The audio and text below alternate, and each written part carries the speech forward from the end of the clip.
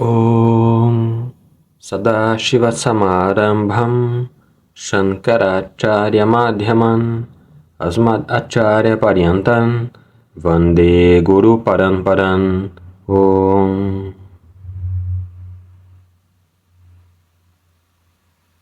Hoje veremos o tema principal do ensinamento vedântico, ou seja, Jiva Ishvara Aikya Jnanam, também chamado de Jivatma Paramatma Aikyam. E a ideia transmitida aqui é que Atma, Chaitanyam, é apenas Ekam. Aikyam significa unidade. Então Atman, o Chaitanyam, é apenas um. E apenas esse Chaitanyam se expressa através da matéria. E quando esse Chaitanyam está funcionando através da matéria individual, chamada Shariratrayam, então a consciência recebe o nome de Jivatma. E quando a mesma consciência está funcionando atrás da matéria total, que é Prapanchatrayam, então o mesmo Atma é chamado Paramatma. Então Atma apenas é chamado Jivatma, bem como Paramatma, dependendo do ponto de vista ou do meio através do qual ele funciona. E uma vez que o meio Anatma é removido, que o meio matéria é removido, não há nem Jiva Atma, nem há um Parama Atma. Há apenas Atma, que não é chamado Jivatma nem Paramatma. Então, um Atma, funcionando através do Anatma, recebe dois nomes, Jivatma e Paramatma. E esse Atma único, eu sou. Eu sou chamado Jivatma quando estou funcionando por trás deste corpo. E eu mesmo sou Paramatma quando estou funcionando por trás de todo o universo. E este é o ensinamento básico, Jivatma Paramatma Aikyam, ou Atma Ekatvam. Tem mais um tópico importante que eu gostaria de mencionar brevemente, e é um tópico por si só. Podemos ver os detalhes mais tarde, mas sendo uma introdução, eu gostaria de me referir a todos os tópicos importantes. E esse tópico é a relação entre Atma e Anatma. A relação entre Atma e Anatma. Porque dissemos que existe apenas um Atma. E conhecemos a relação entre Jivatma e Paramatma. Qual é a relação? Ambos são um e o mesmo. Esse é o relacionamento. E agora estamos perguntando, qual é o relacionamento entre Atma e Anatma, espírito e matéria? E o Vedanta aponta que o relacionamento deles é um relacionamento apoiador-apoiado. Relacionamento não dependente, dependente. O que significa que a matéria depende da consciência. A matéria depende da consciência até mesmo para provar a sua existência. Não é verdade? Para dizer que há um relógio à minha frente, eu tenho que ver o relógio. Então posso provar se ele existe ou não. Para provar a existência de qualquer coisa na criação, tenho que vê-la, ou conhecê-la direta ou indiretamente. Enquanto que, para mostrar ou provar que eu existo, não preciso de nenhuma prova, porque minha existência é muito evidente. Então, a matéria depende da consciência para ambos, para provar sua existência, bem como para seu funcionamento. Repetindo, a matéria depende da consciência para provar sua existência, bem como para seu funcionamento, enquanto a consciência não depende da matéria para sua existência. E, portanto, as escrituras apontam que a consciência é Satyam e a matéria é Mithya. Consciência é Satyam. Satyam significa o quê? Independente, Swatantraha, enquanto a matéria é Mithya, Paratantraha. E o exemplo que damos Geralmente é o exemplo do barro e do pote. O barro existe independente do pote. Mesmo que o pote se quebre, o barro pode continuar a existir, enquanto que o pote não pode existir independente do barro. Então o barro é chamado Satyam e o pote é chamado Mithya. A madeira é chamada de Satyam, a mobília é chamada de Mithya. O ouro é Satyam, os ornamentos são Mithya. A água é Satyam, as ondas, oceanos, rios, poços, tanques, lagos são todos Mithya. Então, Satyam significa independente e Mithya é dependente. Atman é um e Anatmas são muitos. Atma é Satyam e Anatmas são Mithya. E este Atma apenas aparece como Jivatma no nível individual e Paramatma no nível total. E, portanto, o ensino vedântico pode ser apresentado em 3 afirmações. Todo o ensino vedântico pode ser apresentado em 3 afirmações. Paramatma é Satyam, Anatma é Mithya, Jivatma é idêntico a Paramatma. Isto é Vedanta Saraha. Paramatma é Satyam, Anatma é Mithya, Jivatma é idêntico a Paramatma. Jivatma é Satyam ou Mithya?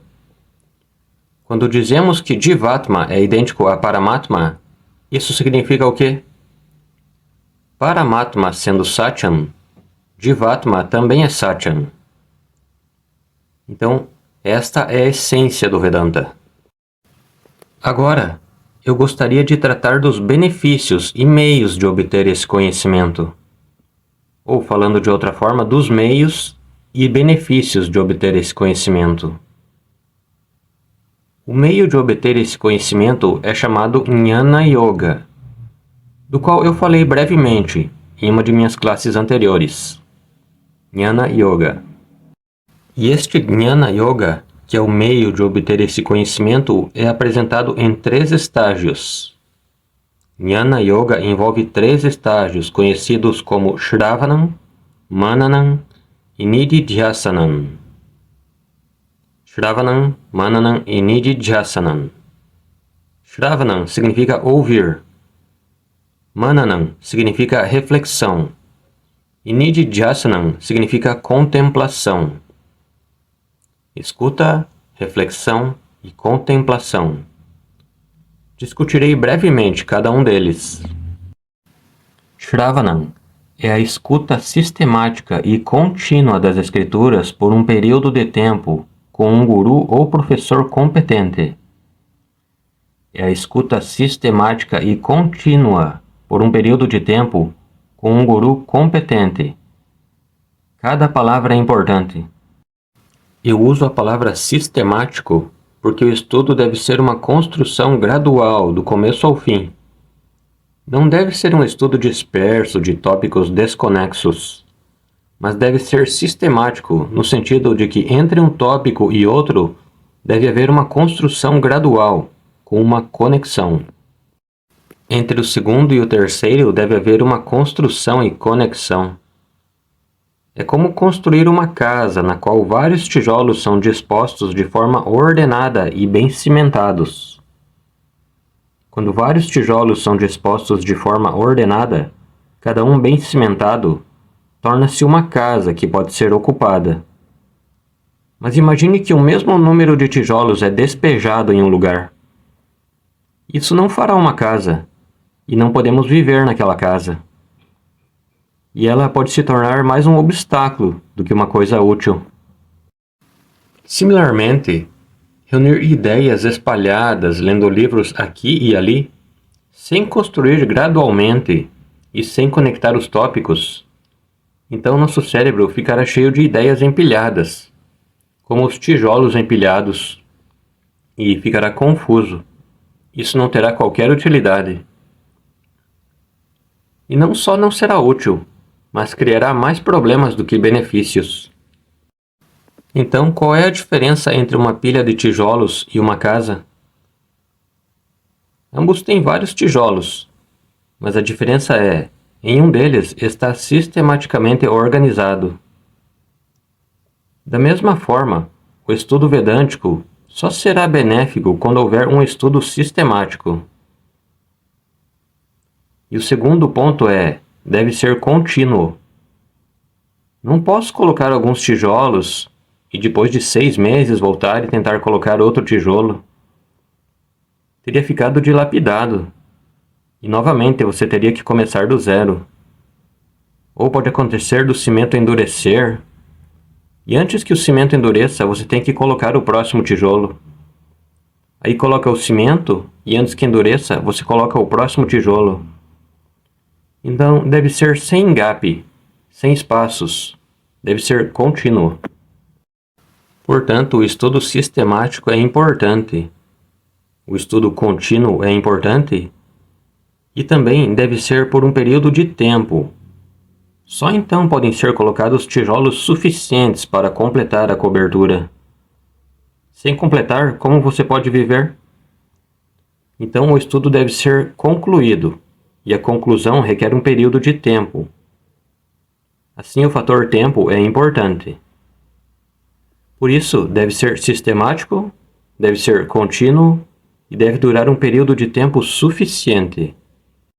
Então, um estudo sistemático e contínuo das Escrituras por um período de tempo, sob a orientação de um professor competente. Esse processo é chamado de Shravanam. E durante o Shravanam, eu apenas reúno as ideias. Não faço perguntas. Se surgirem perguntas, deixo-as de lado até que o estudo abrangente termine, até que eu complete o estudo de forma abrangente. Até ali eu deixo minhas perguntas de lado. Porque cada afirmação no Vedanta pode levantar centenas de perguntas. Assim eu deixo as perguntas de lado. Eu apenas reúno as ideias. Este processo é chamado de Shravanam.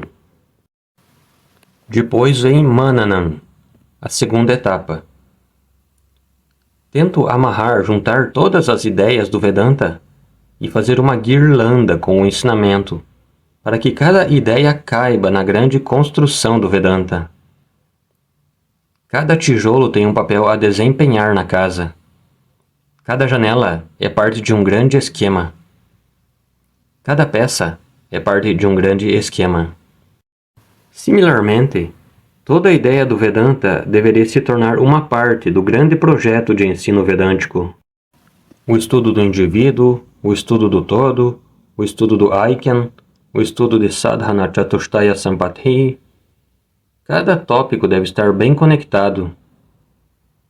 E se eu ouvir 10, 12 classes, devo ser capaz de voltar, de pegar, de lembrar dos tópicos que ouvi, de saber onde eles estão. Qual é o papel do Karma Yoga? Qual é o papel do Upasana? Tudo deve cair em seu lugar. Quando olho para trás assim, muitas dúvidas surgem. Quando considero um tópico individualmente, a dúvida pode não surgir. Mas quando conecto um tópico com outro, podem haver contradições aparentes. Ou um tópico pode não encontrar seu lugar corretamente. Daí surgem dúvidas. E meu trabalho é tirar todas as dúvidas. Como pode Jivatma ser idêntico a Paramatma? Como pode Jivatma ser diferente do corpo? Como pode Atma ser Satyan e Anatma ser Mithya? Qualquer pergunta que surja na mente, eu deveria ser capaz de responder, até que não restem dúvidas. Até que eu esteja convencido, tenho que levantar e responder a pergunta. Algumas das perguntas serão respondidas por reflexão independente, e algumas das perguntas terão que ser respondidas apenas com a ajuda do professor.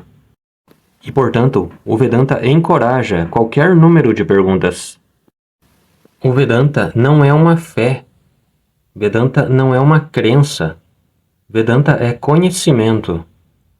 Em um sistema de fé, as perguntas são desencorajadas. É considerado um desrespeito ao professor ou aos seus ensinamentos. Mas sendo o Vedanta um corpo de conhecimento, qualquer número de perguntas é permitido. E quanto tempo você pode fazer perguntas? Até que todas as questões tenham diminuído. E como posso saber se todas as questões diminuíram ou não? Eu devo ser capaz de dizer que sou Paramatma, Aham Brahmasmi, sou imortal, sou todo-pervasivo, sobrevivo à morte do corpo. O mundo não pode me afetar. Cada uma das afirmações devo ser capaz de fazer do âmago mais íntimo do coração.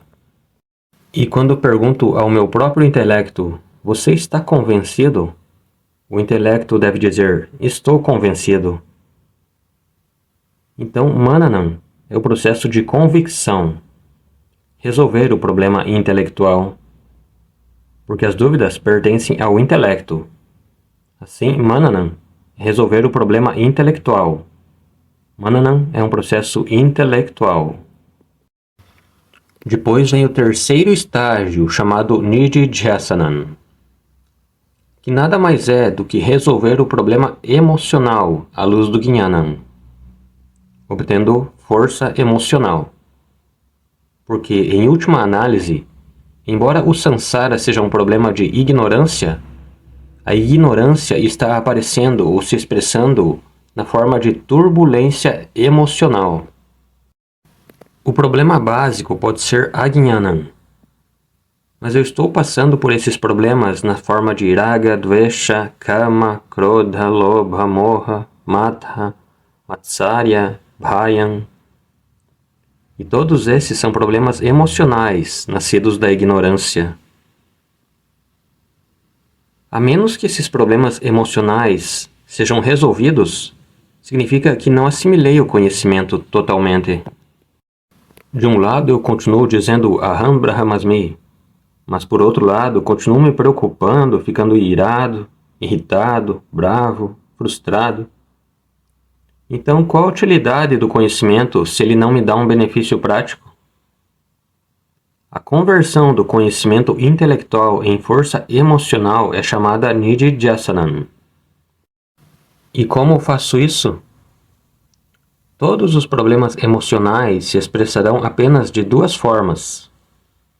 Porque todos os nossos problemas na vida podem ser divididos em duas situações. Uma situação é a situação sem escolha, que requer aceitação. Devemos ter força emocional suficiente para aceitar as situações sem escolha.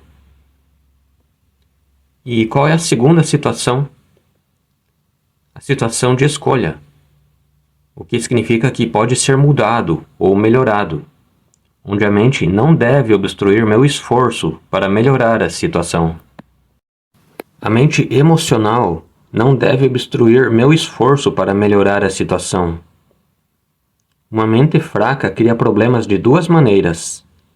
Quando há uma situação sem escolha, a mente fraca continua dizendo para não aceitar, o que significa que continuo resmungando, remoendo, me preocupando, me inquietando, o tempo todo sabendo que essas coisas não mudarão a situação, porque ela não tem escolha.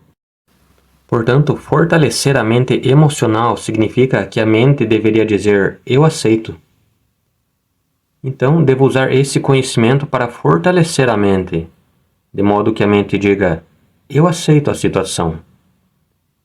Por exemplo, se alguma doença chega para mim ou para um membro da família, alguma doença incurável, o médico diz, você tem que viver com diabetes, não há cura. Então, aprenda a conviver com isso. Dieta, caminhada, faça o que tiver que fazer. Mas de que adianta se preocupar com isso? Então, eu aceito a situação. Ou se algo está permanentemente perdido, pode ser uma situação, pessoa ou posse. Ficar pensando nisso não vai trazer a pessoa de volta. Eu posso me preocupar por um dia, posso me preocupar por uma semana, mas a mente deve se tornar resiliente o suficiente para que, mais cedo ou mais tarde, diga: esta é uma situação sem escolha. Estudar já foi o suficiente. Se preocupar já foi o suficiente. Meditar foi o suficiente. Então eu aceito e esqueço. Assim, a mente deve ser fortalecida para aprender a aceitar. E agora a segunda situação é o quê? Se a mente está fraca e se preocupando com o que não tem escolha, então o problema é: nosso tempo é gasto em preocupação, o tempo que poderíamos estar gastando em melhorar, e não estamos disponíveis para melhorar a situação. Preocupar-se com o que não tem escolha se torna um obstáculo para melhorar o que tem escolha, para melhorar onde é possível. E, portanto, a segunda parte da força emocional é o quê? As situações sem escolha eu devo aceitar e esquecer. A segunda parte é trabalhar na situação que pode ser melhorada. Isso é chamado de força emocional. Encare a situação, e se for uma situação sem escolha, aprendo a aceitá-la, aprendo a esquecê-la, e vou para o próximo item. E se o próximo item for possível melhorar, tento melhorar na medida do possível. Uma vez que chego a outra situação sem escolha, eu entendo, aceito e vou para a próxima.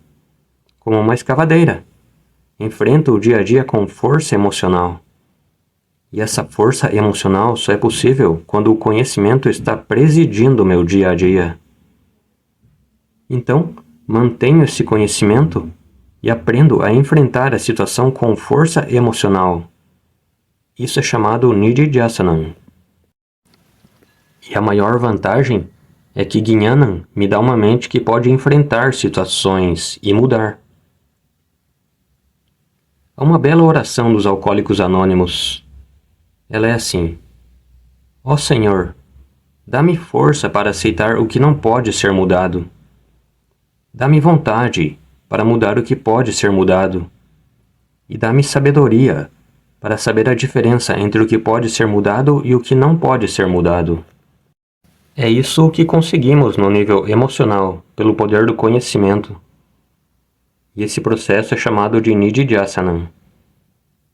E uma vez que eu tenha removido as dúvidas no nível intelectual através de Mananam, e uma vez que eu tenha removido as fraquezas emocionais através de Nididhyasana, o conhecimento é chamado de conhecimento assimilado. É chamado de Jnana Nishtha, conhecimento assimilado. Shravanam é feito com a ajuda do professor. Mananam é feito tanto com a ajuda do professor quanto de forma independente, enquanto o Nididhyasana deve ser feito de forma independente, sozinho. Nenhum professor pode ajudar em Nididhyasana. É preciso aplicar. A aplicação deste conhecimento, durante a agitação diária, tem que ser feita apenas pelo indivíduo. Nenhum professor pode ajudar. Portanto, este é o meio de obter e assimilar Jnanam. E isso é chamado de Jnana Yoga, consistindo em Shravanam, Mananam e Nididhyasana. E devemos sempre lembrar que o conhecimento assimilado apenas me trará os benefícios, assim como apenas a comida assimilada me nutrirá. A comida ingerida não me nutrirá. Apenas a comida assimilada me nutrirá. Shravanam é como comer. Se uma pessoa fizer apenas Shravanam e nada de Mananam e Nididhyasana, mero Shravanam não trará muitos benefícios. Trará algum benefício, não será desperdiçado. Mas o benefício real não pode vir apenas de mero Shravanam. Porque senão começaríamos a nos perguntar: estudei Vedanta, escrevi notas muito bem, mas não encontro muitas mudanças em minha vida. Acho que Vedanta não é eficaz. Não, não é defeito do Vedanta, é apenas nosso defeito. Fizemos apenas Shravanam. Não estamos gastando tempo nem em Mananam, nem em Nididhyasana. Assim, Krishna avisa na Gita, e as Upanishads também avisam. Qualquer quantidade de estudo será inútil, a menos que seja assimilado através de Mananam e Nididhyasana. Portanto, através de Jnana Yoga, obtemos esse conhecimento. E então, o próximo tópico que eu gostaria de abordar é Phalan, Jnana Phalan, o benefício deste conhecimento. O benefício é apresentado em duas formas no Shastra. Um é o benefício antes da morte, e o outro é o benefício após a morte. O primeiro é chamado Jivan Muktihi. O segundo é chamado Videha Muktihi. Discutirei brevemente ambos. Jivan Mukti é a virtude, Phalan, desfrutado no nível mental em várias formas. É puramente no nível mental e não no nível físico, porque é conhecimento, e então dá o benefício no nível mental. E o primeiro fruto, ou mais importante, é a independência. Sou mentalmente, emocionalmente ou psicologicamente uma pessoa independente. Significa que a presença ou ausência de coisas e seres não me afetarão emocionalmente. Somente quando sou dependente de fatores externos, a presença ou ausência vai me aborrecer emocionalmente. Quando alguma configuração é perturbada, eu fico o quê? Chateado. A configuração familiar é perturbada, a configuração do bairro é perturbada, a configuração nacional é perturbada, então estou chateado. E por que estou chateado?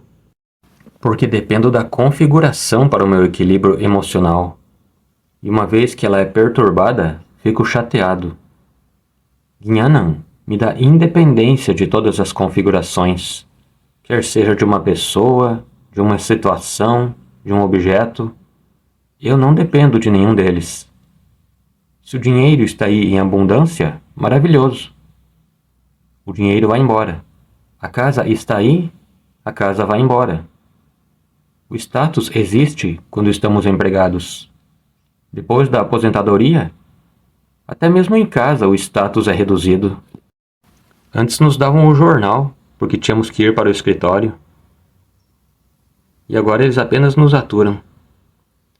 Isso pode não ser verdade, mas é o que pensamos dos membros da família. Achamos que eles não me respeitam tanto depois da aposentadoria.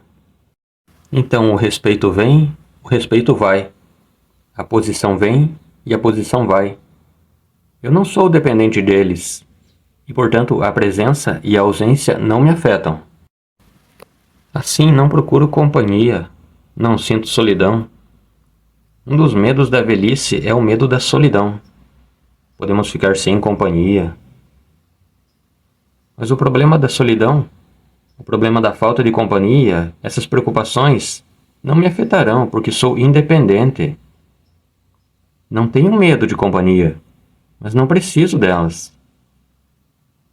Assim, a independência é um benefício. E o segundo benefício é Purnatvam, a sensação de plenitude, de preenchimento na vida. Porque eu sei que sou Atma e não estou confinado a este corpo. Eu sou Atma Sat Chit Ananda Swarupaha. Então estou livre de limitações. Nada está longe de mim. Tudo me pertence. Não há sensação de isolamento. Não há sensação de rejeição. Porque se eu for uma pessoa, posso ser rejeitado. Mas ninguém pode me rejeitar porque eu permeio tudo. Então, sensação de isolamento, sensação de limitação, sensação de rejeição desaparece. Assim como o espaço não pode ser rejeitado por ninguém, eu, o Atma, não posso ser rejeitado por ninguém. Portanto, o segundo benefício é o quê? Purnatvam, plenitude, completude. E o terceiro benefício é Samatvam. Samatvam significa a força emocional para enfrentar os altos e baixos da vida. Jnanam se torna um grande amortecedor, como um veículo. Quando ele passa pela estrada, há muitos buracos. Não podemos consertar os buracos, porque eles não estão sob nosso controle. Apenas o governo tem que fazer isso. E você sabe que geralmente o governo não faz isso. Então não tenho controle sobre os buracos da estrada, mas posso colocar um amortecedor no veículo. E assim que eu tiver um amortecedor, que está sob meu controle, os buracos estarão lá, mas não serei tão afetado por eles. Sem dúvida, o carro vai tremer, vai balançar, mas não é muito. Similarmente, na vida, não posso controlar minha situação futura. Na verdade, muitas coisas estão além do meu controle. Como minha esposa ou meu marido se comportarão no momento seguinte, eu não sei. Como as crianças se comportarão, eu não sei. E como eles vão se comportar quando se casarem, eu nunca saberei. Muitos pais reclamam que a filha era muito boa até se casar, mas depois dizem que o genro é o 10º planeta. Porque planeta é aquilo que vai me afetar, mas cujos movimentos não estão sob meu controle. De acordo com esta definição, o genro é o 10º planeta, cujo estilo de vida não posso ter controle, mas cujo estilo de vida me afetará através da minha filha. Assim não sei que tipo de genro virá, que tipo de nora virá. Então cada situação é um buraco além do meu controle. Portanto, em vez de tentar controlar o mundo inteiro, coloque um amortecedor Gnanam, um amortecedor emocional. Para qualquer coisa que aconteça, Gurunapi Durkena Navicharyate. Krishna diz que até mesmo na maior tragédia, talvez ele seja ligeiramente afetado, mas isso não irá dominá-lo. Como um ciclista que às vezes perde o equilíbrio, só o guidão gira aqui e ali, mas cedo ou mais tarde ele se ajusta e pedala. Isso é chamado de Jivan Mukti, que pode ser apresentado como independência, plenitude e equilíbrio emocional. Então, Swatantriyam, Purnatvam e Samatvam. Swatantram significa independência, independência mental, psicológica, porque fisicamente temos que depender de alguma coisa. Depender de alimentos, de roupas, de um abrigo. E à medida que envelhecemos, podemos precisar de uma bengala para segurar. A dependência física ninguém pode evitar, mas a dependência psicológica pode ser evitada. Isso é chamado Jivan Mukti. Enquanto eu viver, desfrutarei desse benefício. Depois vem o segundo benefício chamado Videha Mukti. A palavra Jivan Mukti significa literalmente liberdade enquanto se vive. Liberdade enquanto se vive. E agora, o que é Videha Mukti? Veremos. Para entender isso, devemos saber o que acontece com uma pessoa ignorante após a morte. Só então poderemos entender o que acontece com um Gnani após a morte. Vamos ver o que acontece com o Agnani. No caso do Agnani, no momento da morte, o corpo físico é abandonado. A separação do corpo físico. Na verdade, a própria definição de morte é a separação do corpo físico. E é por isso que o corpo físico se decompõe e se funde nos Panchabhutas, os 5 elementos. Mas mesmo que o corpo físico pereça, o corpo sutil e o corpo causal continuam a existir. E este corpo sutil e causal junto com Atma, não preciso dizer junto com Atma, porque Atma permeia tudo, está em todo lugar. Este corpo sutil e o corpo causal continuam a sobreviver, mesmo após a queda do corpo físico. E o que eles fazem? Eles adquirem outro corpo para continuar a jornada. Quem adquire outro corpo? O corpo sutil e o corpo causal. E eles podem adquirir o corpo aqui ou adquirir o corpo em outro lugar. Então, um Agnani viaja após a morte, no sentido de que seu Sukshma Shariram e Karana Shariram viajam e adquirem o quê? Outro corpo físico, o que é chamado de Punarjanma, ou renascimento. Qual é a definição de morte? Abandonar um corpo é morte, e adquirir outro corpo é renascimento. Depois, novamente passar pela vida, novamente morrer, novamente adquirir outro corpo. Na Bhagavad Gita, Krishna dirá: assim como uma pessoa troca de roupa com muita frequência, algumas pessoas mudam de roupa várias vezes, algumas pessoas demoram semanas. Como um jeans. O jeans já está velho, sujo, desgastado, mas eles continuam, eles não mudam. E algumas pessoas com o corpo também. O corpo está velho, desgastado, mas eles continuam, não mudam. E para algumas pessoas, eles mudam rapidamente. Nascimento e morte ocorrem apenas no nível do corpo físico. É por isso que Shankaracharya diz: Punarapi Jananam, Punarapi Maranam. O ciclo continua para um Agnani. Enquanto que para um Gnani, é dito nas escrituras que no momento da morte, os três corpos se fundem em Samashti. O Shariratrayan se fundirá em Prapanchatrayan. Sthula Shariram se funde em Sthula Prapancha. Sukshma Shariram se funde em Sukshma Prapancha. E o Karana Shariram se funde em Karana Prapancha. Isso significa que um Gnani não sobrevive como indivíduo. Um Gnani não sobrevive como indivíduo, mas ele sobrevive como Samashti. Samashti significa o total. E ele não é mais chamado de Jivatma, porque somente quando o corpo está lá, o nome Jivatma pode ser aplicado. Quando o Shariratrayan se vai, o nome Jivatma nós não aplicamos. O Gnani é um com Paramatma.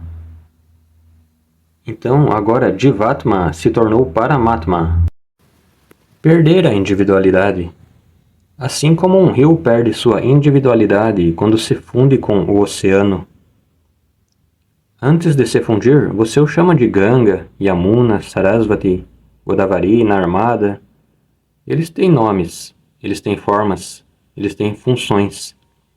Mas uma vez fundidos com o oceano, você não pode dizer que este é o Ganga, este é o Yamuna. Existe apenas um oceano. Similarmente, o Gnani tornou-se um com Paramatma.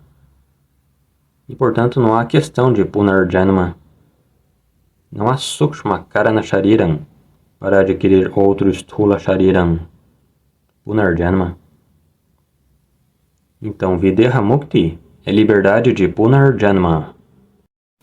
E como Gnanam dá esse benefício de Videha Mukti? As escrituras apresentam esse tópico de uma maneira particular. Eles dizem: Gnanam interrompe Punarjanma, destruindo todo o karma. E o tópico sobre karma discutiremos na próxima aula. O que é karma, o que é a lei do karma, veremos na próxima classe.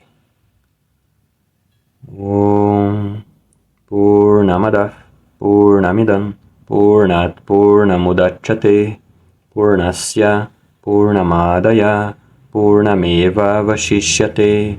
Om Shanti Shanti Shanti.